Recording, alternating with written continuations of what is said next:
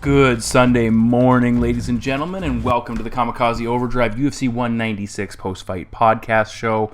As I try to do when we have massive fights, or at least significant fights, and I had the opportunity to do so since we have a break, I like to get a chance to talk about what transpired last night. It was a pretty significant night for a lot of reasons, and we're going to get to that momentarily. Here's the format for the show. We're going to start off. I'm just going to do a quick recap of all the other fights leading up to the co and main event, talk about how I did as far as predictions are concerned, talk about the bet pack briefly, and then we're going to get into talking about the Miesha Tate Holm title fight, followed by the Nate Diaz Conor McGregor main event, and I'll give you my thoughts on all of that, those wonderful happenings, and everything else. And I guarantee you, it's going to get a little heated, potentially. I don't know, possibly. So let's first take a look at the just the event in general. So overall, I went 6-6, and it continues my trend. Prediction-wise, I went 6-6. It continues my trend of doing a really good event, predicting very well. I went 10-3 in the last show, and then following it up with one where I'm right around 500, usually one fight below, one fight above, or right on the 500 mark, which is disappointing considering I got off to such a strong start. I picked it up with back-to-back victories to start the show. I had Teruto Ishihara pulling off the upset. He knocked out Julian Erosa, and I also had Sago to defeat Salas. I actually told you, both of them were unders, so I was happy with the outcomes there. I both had them on my DraftKings lineup. I was very happy with how those fights transpired. Diego Sanchez, Jim Miller, I got that one wrong. I had Miller to take it by decision. He won the middle round only. Basically, the third round came down to what Jim Miller didn't do and what Diego was able to muster up. Diego didn't do a heck of a lot in the third round, but he just did more, and that was unfortunate. And unfortunately for Jim Miller, that probably is the end of the line. If you can't beat Diego Sanchez at this point in your career, you are looking at the end of your UFC run. And I would, if they don't cut him, he probably gets one more fight. If they do cut him, it's welcome to Bellator, most likely. Preliminary card, we kicked it off. We got right back on track. I picked Darren Elkins, pulled off a nice upset, and that was the type of fight that played out almost exactly how I said it would, as far as Elkins grinding on Skelly being very aggressive in the first round. Elkins took it the better of me. Actually started happening quicker than I anticipated, and as the fight progressed, Elkins broke Chaz down, and the takedowns came easier in rounds 2 and 3, and it was just a dominant performance by Elkins, who's still a very difficult fighter. Not flashy, but difficult fighter to deal with. So that got me to 3-1. I was quite happy with. Moved up to the middleweight division. Vitor Miranda, I picked him to defeat Marcelo Guimaraes by knockout, which transpired. Second round, which was very nice. He was also a member. So was Elkins, actually. A member of my DraftKings lineup. But Miranda, again, landing those vicious elbows. And I talked about how he has the ability to punish people on failed takedown attempts. And that's what he was doing. Marcelo was hanging around too long with the shot. Clinched against the cage, trying to drive in for it. Miranda started landing those elbows, really started to take a little bit edge off of what Marcelo had to offer, and then it was only a matter of time once they separated because Miranda had hurt him, and he eventually put him away. So 4-1 off to a great start. Up next, this is a fight that kind of made me upset once it happened because it was the last prediction I posted, and I sat for a long time staring at the breakdown for these two guys, and I had Nordine Talib written down as my winner by decision. And I ultimately looked it over, and I went, you know what? I think I'm grasping at a couple of things here, and I'm going to make the switch. But I'm very thankful that he won because Eric Silva came out, didn't do a heck of a lot, didn't capitalize on the fact that his opponent rolled his ankle. He didn't go after him. He threw one leg kick shortly in the moments after it happened, but still, it just wasn't a good performance. But then when he threw his fist out there as if it's a fist pump, which traditionally fighters do, of course, Talib has to keep his guard up. But nonetheless, Silva attacked him immediately when Talib kind of let his guard down momentarily. So it was very good to see Taleb land that big knockout blow. And to see Silva's head bounce off that mat after being knocked out was very enjoyable, unfortunately, despite picking for him. And I would imagine that's probably the end of Eric Silva in the UFC. He's really struggled, and now this chin's starting to go. He's not nearly as exciting as he used to be. I would think they might keep him around for one more Brazilian card, but I wouldn't be surprised if he's on his way out as well. Preliminary main events, another loss, dropping me to 4-3 in the prelim. CR Baharzadeh defeating Brandon Thatch, and Thatch has absolutely no ground game. CR's ground game isn't great, but it was enough in this fight, and I would think Thatch is on, just like Eric Silva, an action fighter who people have found a hole in his game and are exploiting it. Now he's lost 3 consecutive fights by submission against a fight, and losing this one against a fighter not known for his submission prowess is certainly a blow. So the preliminary portion of the card, I finished 4-3. It started off very strong. unfortunately didn't finish as strong. Now we move to the main card. We'll talk about the three lead-up fights before we get into the two big shows. Amanda Nunes, Valentina Shevchenko. Things started kicking into gear for Shevchenko, my prediction, too late. I felt if she could have pushed her more in the first round, which she did not. She waited on her. If she could have pushed her more in the first round, you would have seen that fade that occurred in round 3 happen earlier in round 2 and gave Shevchenko a chance to take over that fight. Because she didn't push her in round 1, Nunes still had a lot in the tank in round 2, came out strong, actually had the best action and nearly finished her in round 2. That shows how tough Valentina is. But unfortunately, when she rallied in the final frame and took it to Nunes and was hurting her, beating her up, and clearly won that round, it was too little too late. She had to stop her, and I just didn't like she was having good success, landing shots, hitting knees, and then there'd be these 10, 15-second prolonged periods of inactivity where Nunes will be able to regain her senses, and Shevchenko was just letting the round slip away. Obviously, she took a beating in round 2, so that probably played a role there. Nonetheless, big win for Amanda Nunes, and it certainly, well, it did for the moment put her in line for a possible shot at the title right up there, but with the way things transpired in the co-main event, I think that's changed. Corey Anderson, Tom Lawler. I am appalled at the judging in this fight.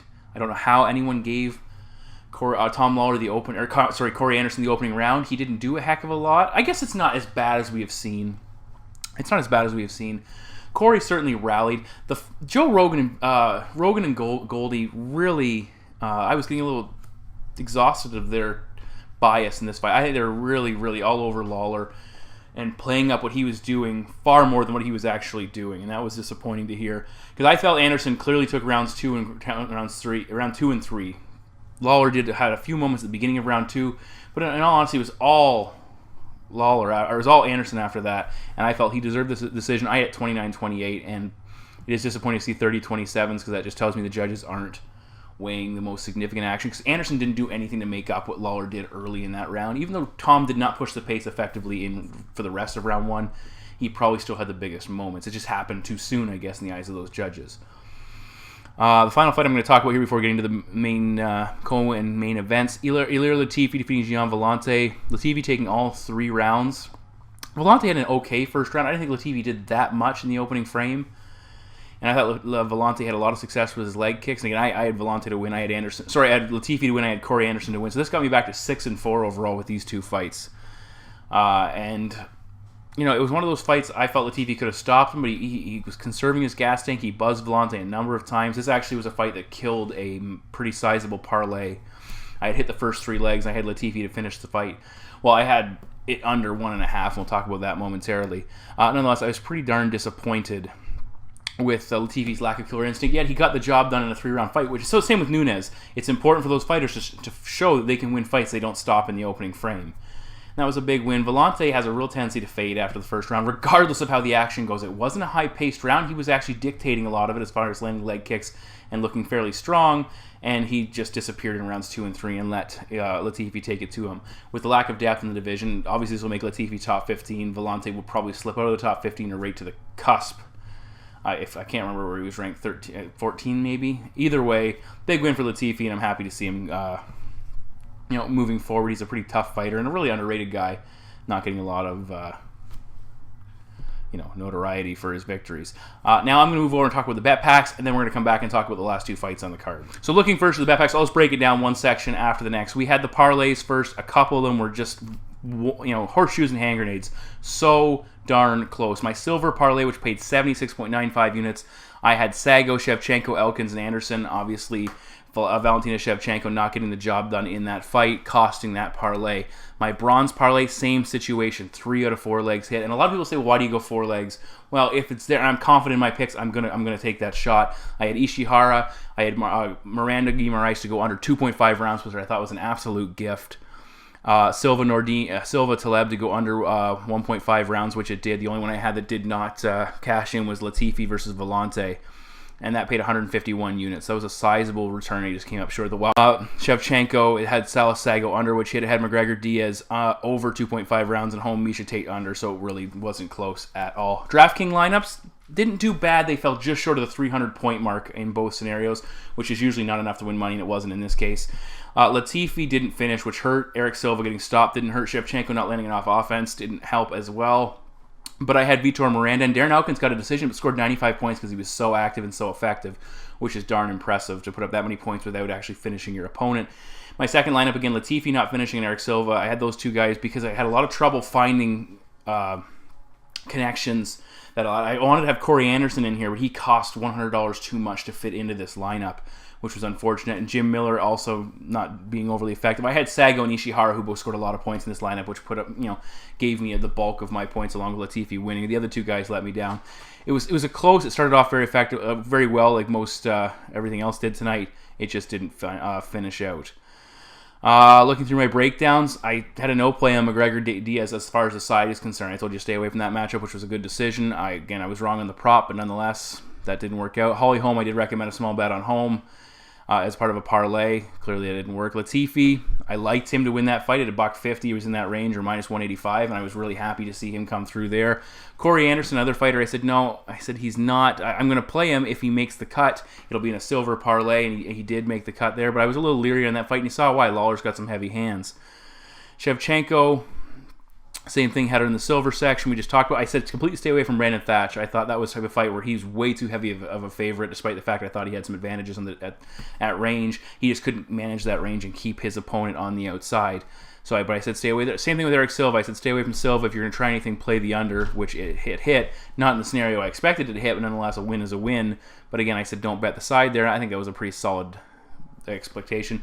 Vitor Miranda, minus 270. I felt he was very much a huge favorite because I'm not impressed with Guimaraes' wrestling or his grappling for that matter, and his striking deficiencies made him vulnerable, and that fight played out exactly as I expected it to. I love the Elkins pick over Chaz Skelly, very much cashed in. Diego Sanchez, Jim Miller. I love Jim Miller too much in this scenario. I just thought he should have outclassed Diego. It came down to cardio, and Diego maybe being a little bit bigger and having that ability to stay on top. I went back and I did talk about Miller taking chances and being too willing to attack off his back, and that ended up costing him, especially in the first round, and that was ultimately his undoing. Sago Salas very much worked out the way I expected it to, with Sago finishing him. Sago up minus 185. It was a solid play. And Ishihara versus Julian Erosa. Love the Ishihara bet, even though I moved it down to a bronze play just because he's only fought once and he's still single digits as far as total MMA experience is concerned. But I felt he was going to be too fast for Erosa, and Erosa's way too hittable, and the way he stands and his height and the way he holds his head and chin makes him quite vulnerable, and that's what Ishihara was able to capitalize on. So, again, started strong, didn't finish nearly as well as I was hoping to. My confidence picks, I had Holly Holm number 1. She was well on her way to winning that fight, and we'll talk about that momentarily. That didn't work out. Latifi was 2, Anderson 3, Jim Miller came in at 4, and that had a lot more to do with Diego Sanchez and how shot out I expected him to be. Miller didn't come through. Miranda coming in at number 5 in my top 5 confidence. My value bets, they worked out fairly well. I had Ishihara number 1 and Elkins number 2, so my top 2 value bets cashed in. Also, my number 4 value bet scored with Silva Taleb under 1.5 rounds at plus 130. Shevchenko at 3 and Miller at 5, not scoring. Didn't throw any counter bets in. Probably should have gone with the Miesha Tate pick, and it just didn't work out, but counter bets I laid off. Looking at my betting scenarios, they came through. I picked both Salas and Sago and Ishihara and Erosa to go under. Their totals here are both 2.5, and they're both positive money, plus 150 and plus 115 respectively, and they both cashed in, and I felt we were getting that extra round was easy money, and they both came through. My FPO did not land. Again, you only know what these things mean if you've bought the bet pack and read the explanation, but the FPO did not come through, which is unfortunate. My HEF candidates, I went 1 and 2 with Shevchenko and Miller losing, Elkins coming through with the victory for me. No rematch props in this. And looking over the props, again, started off very strong. Won the first 4 props of the night came through, and then I really hit a snag, and I think I finished 4 and 5 overall of the props. The bet pack had so much potential at the beginning of the night, and it just didn't follow through, which is very disappointing. And but that's the way gambling goes. I can't, no bones about it. Just didn't score what I wanted to as far as betting or as far as fantasy points are concerned. I apologize, but I don't like to apologize in the sense I did what I could. I put all the work in I possibly could, and it just didn't pay out. So, of course, if you're a loyal Bet Pack customer, you probably realize that at this point, we're not going to win every night. And the important thing is we do win when we win. So we'll turn it around, and we'll get the next one in a couple of weeks. And, all right, we're now going to get to the meat and potatoes of this post-fight podcast, the 2 big fights. All right, so the first fight we're going to talk about is the Holly Holm-Miesha Tate matchup. I had picked Holly Holm to win by knockout. it was pretty evident that she wasn't going to win by knockout in this fight after you saw how she was approaching it. And it was working. And the first thing I actually want to talk about before we even talk about... Okay, let's talk about game plans. Yeah, so Holly Holm's game plan clearly was to work on the outside, counter Miesha when she came in, and pick her apart, land her shots, land her kicks, land her combinations, but not create openings so that Miesha Tate could close the distance and take her down. And for the most part, it was working. For the most part. With Miesha Tate, her game plan was 100% hinging on her ability to take the champion down, the former champion down. She had to get in, land takedowns. And that's the thing that drove me nuts. She was not doing that much on the outside, and yet for some reason, Goldie and Rogan were consistently trying to make it seem like she was doing a lot more than she was. Oh, there's a good this, there's a good that, look at me doing that. I think for a lot of it, she was just dumbfounded as to how to get on the inside. The takedown in the second round, that was her biggest moment up until obviously the finish, and that was good for her. But that was the most active she was the entire fight. That's all she did over the first 4 rounds of that matchup, and it was pretty evident she was on her way to losing the decision. And I'm kind of disappointed that the judges gave it a 10-8, gave her a 10-8 round. I felt it was 10-9. I thought she had a couple opportunities to finish, but she wasn't that close, and she wasn't doing damage on the mat. She controlled her. She scored takedowns. She put her in a couple of bad spots, but I don't think it was warranted a 10-8. I thought that was pretty... Because they talked about it was being a 10-8, and I think they confirmed the judges did get... All 3 judges gave her a 10-8. I thought that was a pretty... generous decision to make, give her that 10-8. Obviously, the 5th round, very similar to what transpired in rounds 1, 3, and 4 with Rousey. My apologies. We'll talk about her in a second. Holly Holm working on the outside, picking away at Miesha. Miesha not being able to get in close. Quick scramble ensues, and Miesha gets it on the mat and does exactly what she needed to do. She closes the show. She locks up her naked choke, and like a champion and a warrior, Holly Holm does not tap. She goes out, and she relinquishes her title based on that effort. That's a big loss for her because that victory over Ronda Rousey, just poof, all the significance of it. Not all gone, but certainly it's diminished now that she was unable to defend her title against a girl that Ronda Rousey's beat twice. Again, styles make fights. Rousey struggles with the distance that Holly Holm is able to create because of her grappling style doesn't do as much to deal with that distance, which I did talk about in my prediction. But Miesha's approach allows her to close that distance a little bit better, even though it wasn't overly effective for most of the fight. The other thing, keep in mind, Rousey's never faced a lot of adversity. Miesha Tate has faced adversity. She's faced scenarios that were not easy for her, and that probably allowed her to remain tough, to not get emotional, to not make mistakes, to not run forward aggressively with your face out for your opponent to smack and kick. And simply put, she persevered and got the job done. Fantastic. Now, let's talk about the fucking bullshit that's ensued in the aftermath.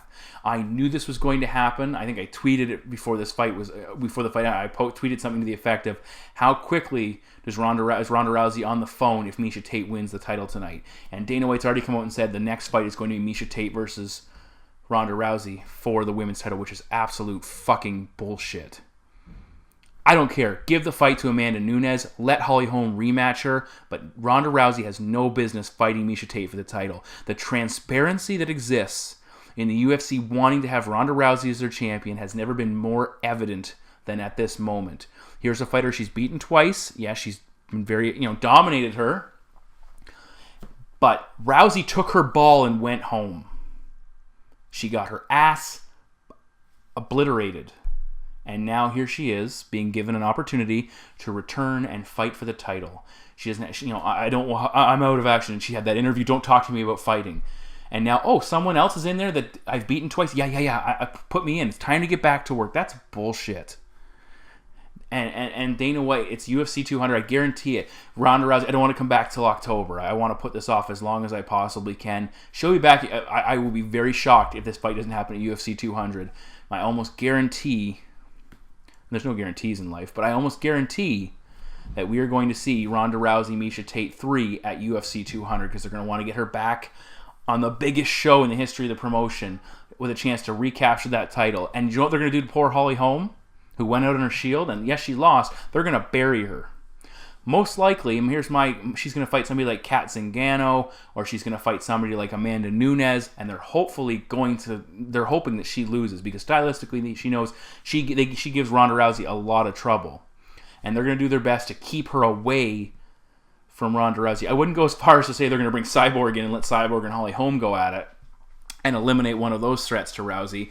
But the fact of the matter is they are going to set Rousey Tate up like they've already said they're going to, with the anticipation that Rousey's going to recapture the title, and then it's going to be keep Holm away from Rousey as long as we possibly can. She wanted a break. She already said pre-fight Holm wanted a break. They're going to give her that break, absolutely. And then when she comes back, she'll probably have to fight a very difficult opponent. If she wins it, they'll probably throw another one in front of her before she gets an opportunity to fight for the title. And if she loses it, that's exactly what the UFC wants, Dana wants. They want to keep her away from Rousey because, and that's the thing. I am hoping that Miesha Tate is able to defeat Ronda when they rematch at some point this year. I'm hoping that happens, but I think that's absolute garbage. And as far as Amanda Nunes is concerned, had Holly Holm retain the title against Miesha Tate, there was a very realistic opportunity. They could have said, well, Rousey's not ready. Holm potentially might want to fight again before Rousey's going to be ready.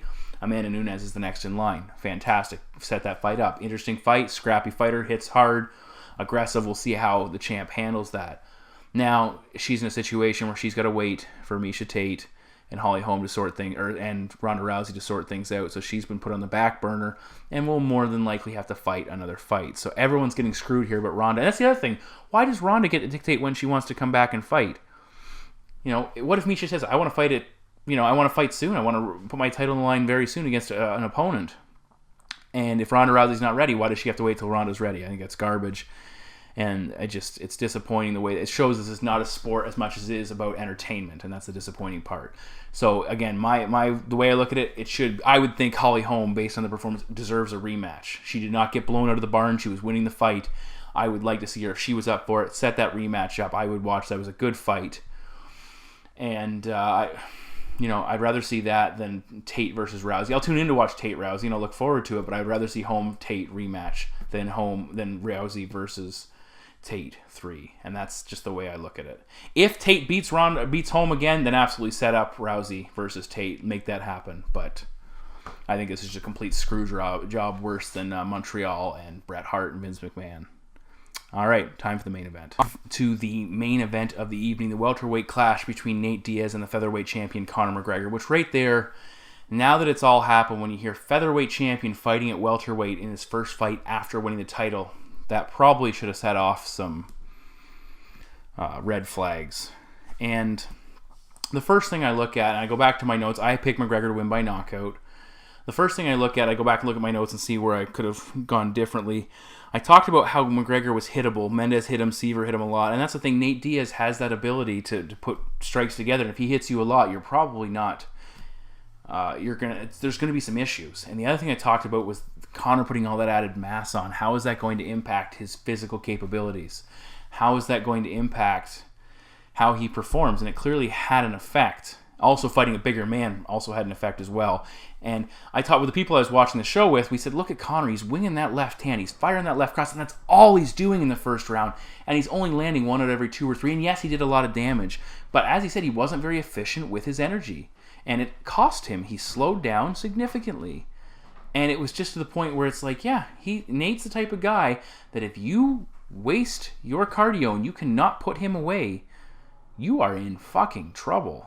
And Nate put it on him. And all the props to Nate, who's one tough fucker. He took that beating in the first round. He took some big shots from a guy who's knocked out Jose Aldo, Dustin Poirier, some very tough and stiff competition. Chad Mendez. He took that, and he just kept coming back. He could have folded up shop. And he didn't, and that's a big fight for Nate Diaz. So where do we go from here? Well, I think the play here is you have to send McGregor back down to featherweight to defend that title. He's already said he didn't take a lot of damage in that fight, and most likely he needs to go to featherweight. He's talked about UFC 200 and defending against Frankie Edgar, not Jose Aldo. Frankie Edgar needs to be the next man to fight the title. And differing logic. People are going to point, well, why does Holly Holm get an immediate rematch?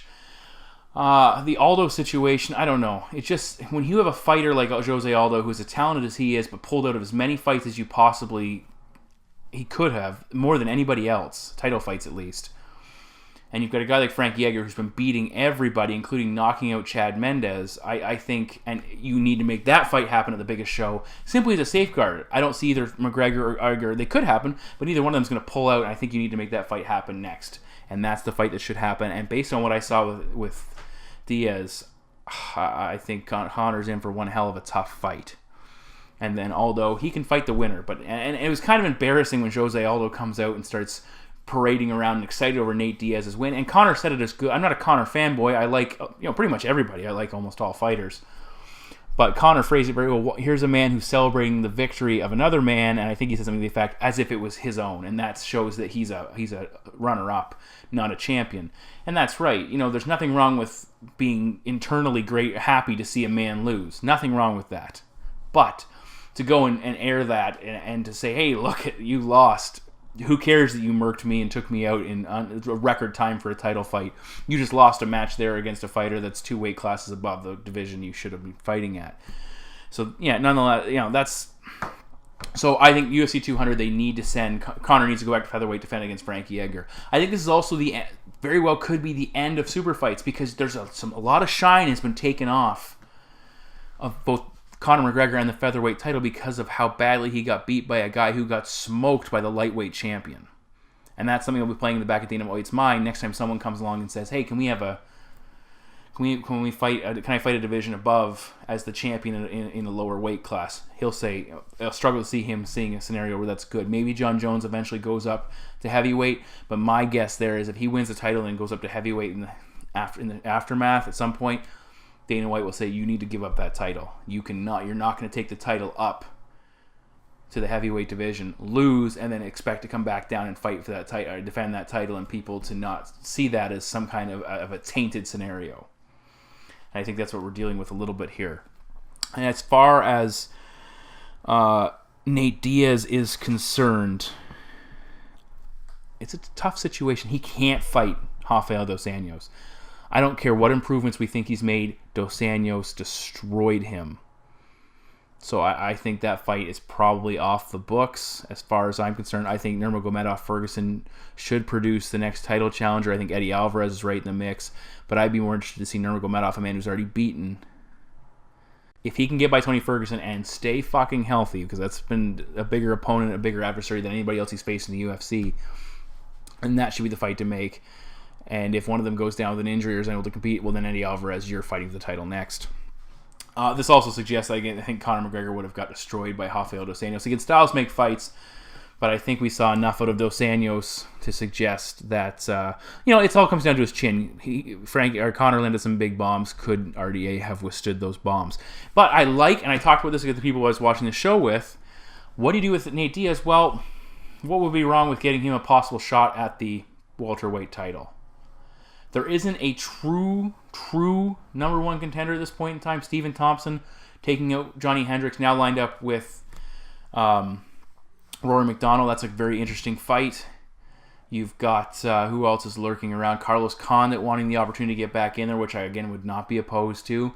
But if they said Nate Diaz, Robbie Lawler at whatever, UFC 200 or whatever event, they're going one of the Fox cards, I would be totally fine with that. Nate taking out the featherweight champion. I think that, it's one of beating a champion that in a fight you're not going to win the title belt with. I think you should be able to get yourself a title shot. And I'm not against seeing these matchups where a guy who isn't the number one contender wins some significant fights and is given an opportunity to fight for the title. I think that would be a very entertaining matchup. I think there's enough backstory with Nick's history with Robbie Lawler to talk about it. Obviously, beating a guy like Conor McGregor is a lot of momentum for Nate. They need to capitalize on it. It was a solid win over Michael Johnson. And again, a lot of people are going to point out and say, well, he hasn't won any real fights against real welterweights in a long time. He got destroyed by Rory McDonald. He got beat by Dong Young Kim back in the day. Understandable. Absolutely. I get it. But again, the UFC clearly is not in the business of lining things up like a NFL playoffs leading to the Super Bowl or the Stanley Cup championships or Major League Baseball or any of those other sports that have linear progressions towards a championship. They just pick and choose. So if you're picking and choosing what to do with Nate Diaz, who can't fight for the lightweight title, then absolutely I could see him getting a shot at the welterweight title. Carlos Condit might be an interesting option, but I struggle to see him be willing to take that fight. He's pretty much said it's the title or bust. And at this point in time, I don't see a lot of other fights at welterweight to make for Nate Diaz if they want to actually establish him as a legitimate number one contender, an opponent he could face. Tyrone Woodley, I guess, would be a guy.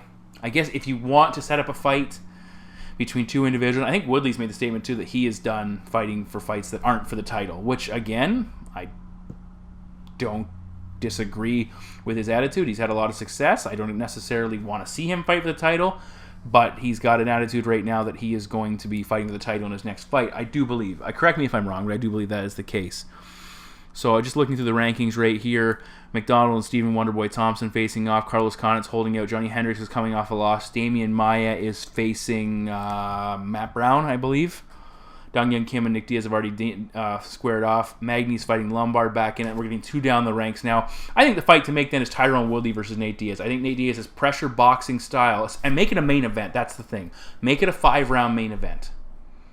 And that's the key if Nate Diaz is going to get an opportunity to fight for the title. Make it a fight night, Diaz versus Woodley. I think that would be a good fight because Woodley's cardio is not going to hold up over 5 rounds, and he's not going to stop Nate. And Nate's going to keep coming, and his jiu-jitsu is going to probably not be enough to defeat Woodley's power wrestling over rounds 1, 2, and even 3. But rounds 4 and 5, where Woodley starts to slow down, the big difference will be the pressure and high-volume boxing attack of Nate Diaz against Tyrone Woodley that would give him the ability to win that fight. If he beats Tyrone Woodley, then absolutely make that fight Lawler versus Nate Diaz. At the same time, if Stephen Thompson comes in and absolutely obliterates Rory McDonald, well, that fight probably needs to happen as well. So there's a lot of options. Conor is not one of them. That was a fucking pipe dream. And, going forward, the UFC will do what the UFC does. They'll pick fights that they want to see and they think the fans want to see. But, that's my 2 cents on it. I'm sure a lot of people disagree with it just as much as they disagree with me saying Michael Bisping losing a decision to Anderson Silva is fucking delusional for anybody who thought that was actually the case.